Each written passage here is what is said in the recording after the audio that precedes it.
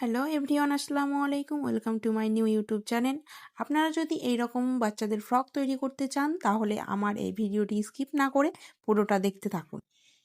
এই মেজারমেন্টটি 1 বছরের বাচ্চার জন্য পারফেক্ট মেজারমেন্ট। এখানে ছাতি 4 ভাগের 1 ভাগ করে ফোল্ড করে নিচ্ছি। এখানে আমি মাপ নিচ্ছি চোলার যা মাপ থাকবে তার সঙ্গে মার্জিনের জন্য 1/2 ইঞ্চি নিলেই হবে। এখানে আমি মাপ নিচ্ছি কাঁধের মাপ যা থাকবে তার অর্ধেক নিতে হবে। এবার নিচ্ছি আমি মোহরা মাপ, মোহরা যা থাকবে তাই নিতে হবে। এবার আমি স্কেলের সাহায্যে সোজাভাবে দাগিয়ে নিলাম। এবার নিব আমি ছাতির মাপ যা থাকবে তার 4 ভাগের 1 ভাগ। এবার নিয়ে নিব মার্জিনের জন্য 1/2 ইঞ্চি এবং আবার পেটের যে মাপটা তারও 4 ভাগের 1 ভাগ এবং সাথে 1/2 ইঞ্চি মার্জিনের জন্য। এবার সেটাকে সোজাভাবে দাগিয়ে নেব।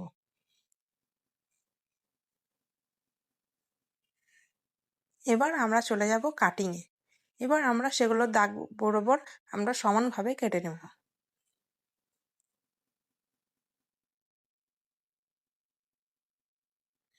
এটা হয়ে গেল আমাদের front part cutting.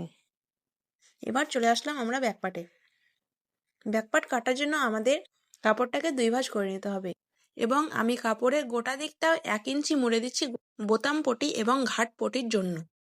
Back part কাটার জন্য আমাদের ফ্রন্ট পার্টটা প্রয়োজন, সেই জন্য ফ্রন্ট পার্টটা আমরা সেই বরাবর বসিয়ে দিলাম। বসানোর পরে ফ্রন্ট পার্ট বরাবর কাটিং করে নেব।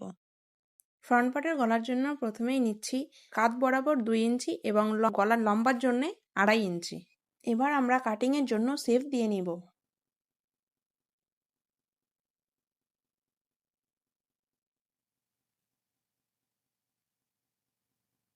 ব্যাক পার্টের গলার জন্য আমি সেম মাপ নিয়েছি।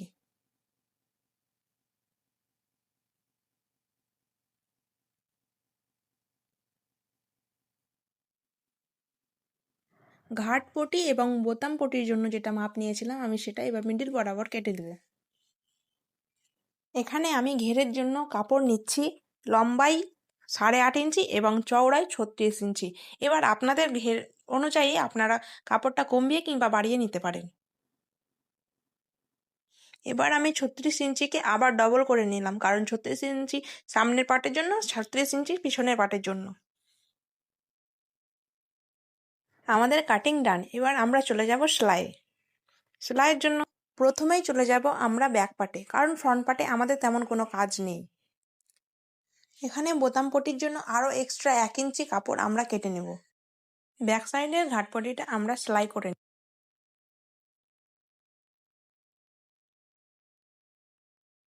1 ইঞ্চি কাপড়টা এবার বোতাম পটির সাথে জয়েন্ট করে নেব। তারপর চাপ সেলাই দিয়ে নেব। চাপ সেলাইয়ের পরে সেমভাবে এই কাপড়টাকেও মুড়িয়ে সেলাই করে নেব।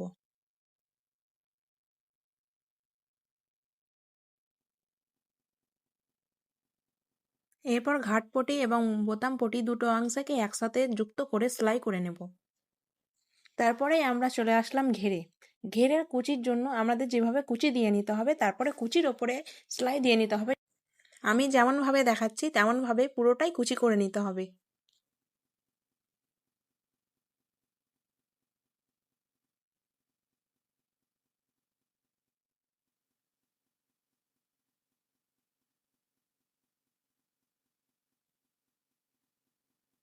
যেহেতু চোলার মাপটা ছিল 5 ইঞ্চি, দবাটের জন্য নিয়েছিলাম 1/2 ইঞ্চি, তাই আমাদের এখানে নিয়ে নিতে হচ্ছে 11 ইঞ্চি ঘেরের জন্য। অপর পাটটাও আমাদের সেমভাবেই কুচি করে নিতে হবে, সেম মাপেই। তো চলো যাওয়া যাক, আমরা কুচিটা করে নিই।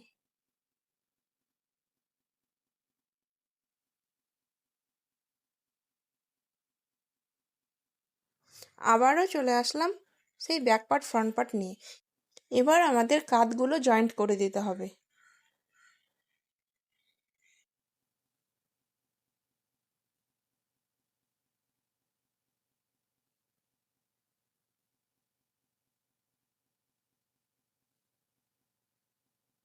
হয়ে গেল আমাদের কাঁধ জয়েন করা। এবার আমাদের কিছু আড়া কাপড় কেটে নিতে হবে। সোজা কাটলে হবে না, আড়াআড়িভাবে কাটতে হবে।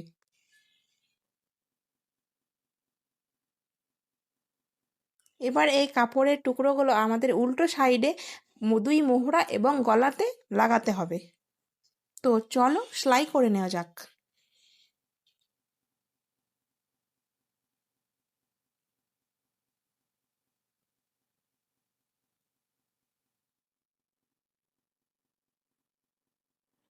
সেলাইয়ের পরে কাঁচি দিয়ে এইভাবে ছোট ছোট ভাবে কেটে নেব, যাতে ভাঁজটা বসতে কোনো সমস্যা না হয়।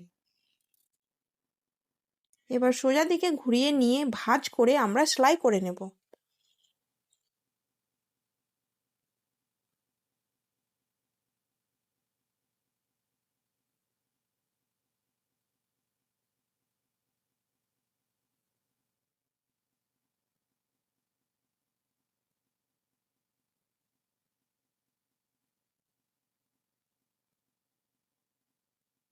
একই প্রসেসে গলাটাও করে নেব।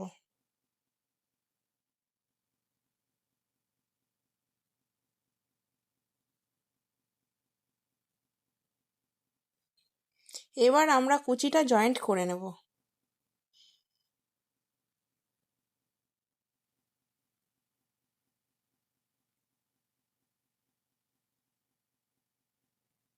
সেম প্রসেসে আরেকটা পার্ট জয়েন্ট করে নেব।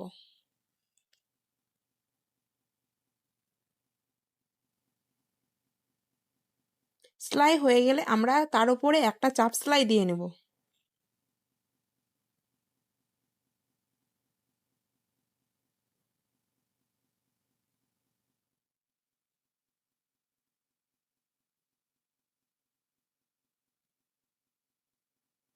চাপ সেলাই হয়ে গেছে, এবার আমরা সাইডে জয়েন্ট করে নেব, তারপরে করে নেব নিচটা সেলাই।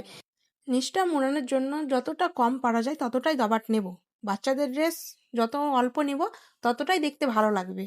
তবে যদি আপনাদের ইচ্ছা হয় সেলাইয়ের দাবাটটা কমিয়ে অথবা বাড়িয়ে নিতে পারেন।